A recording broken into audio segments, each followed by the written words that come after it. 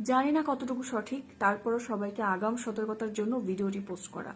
যত দ্রুত সম্ভব রাজশাহী, চাঁপাইনবাবগঞ্জ, পাবনার এলাকাগুলোতে আগে থেকে শুকনো খাবার, প্রচুর পরিমাণে লাইফ জ্যাকেট, বিশুদ্ধ পানি, খাবার, স্যালাইন, মেডিসিন এবং প্রয়োজনীয় জিনিসপত্র সরবরাহের ব্যবস্থা করে আগাম বন্যার প্রস্তুতি নিয়ে রাখতে হবে।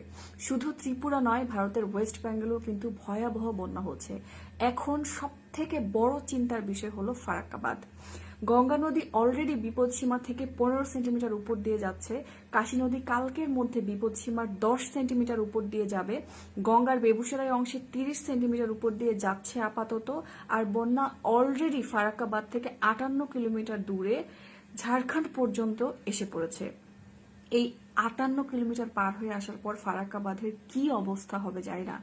কতটা ভয়াবহ হতে যাচ্ছে কোনো ধারণা নাই। আল্লাহ না করুক যদি ফারাক্কাবাদের ক্যাপাসিটির বাইরে চলে